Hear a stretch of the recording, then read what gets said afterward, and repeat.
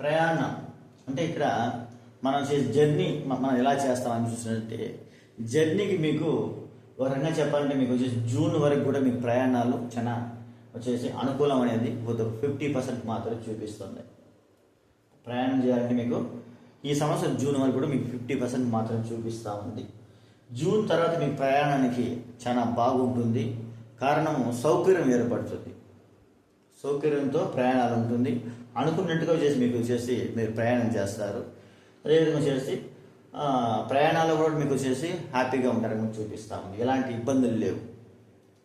సంతాన విషయం తీసుకుంటే అయితే మేషరాశి వారికి ఎవరైతే వచ్చేసి సంతానం ప్రయత్నం చేస్తున్నారో వాళ్ళకి కొద్దిగా సంతానంలో కొన్ని ఆటంకాలు అనేది ఇక్కడ చూపిస్తూ ఉంది.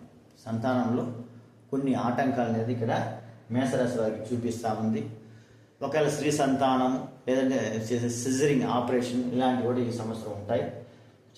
చాలా మంది కూడా సంతానంలో కొన్ని ఆటంకాలు ఎదుర్కొని సర్పదోషం వల్ల వచ్చేసి నెక్స్ట్ ఇయర్ వచ్చేసి కలిగేదానికి ఆస్కారం ఉంది. ఎవరికైతే వచ్చేసి ఎక్కువ దైవబలంతో వీళ్ళు వచ్చేసి పూజించి ఆ సర్పదోషం తొలుగుతుందో వాళ్ళకి స్త్రీ సంతానం సిజరింగ్ ఇలాంటివి కూడా మనకు వచ్చేసి IVF ఇలాంటివి కూడా ఈ సంవత్సరం చూపిస్తూ ఉంది.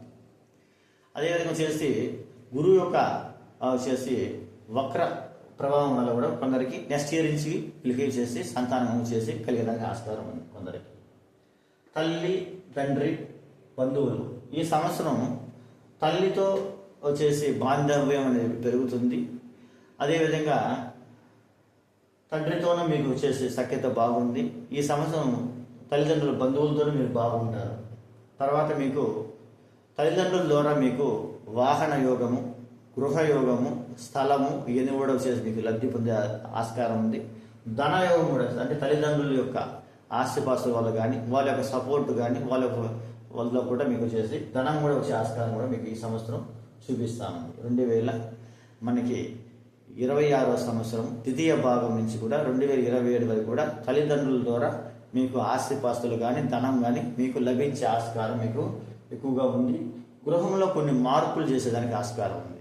గృహంలో కొద్దిగా మార్పులు చేసి కొద్దిగా ఖర్చు పెట్టి చేసి మార్పులు చేసే ఆస్కారం కొద్దిగా చూపిస్తూ ఉంది. ధనము, ఖర్చు, నిద్ర వీటి గురించి మరో వీడియోలు తెలియజేస్తాను.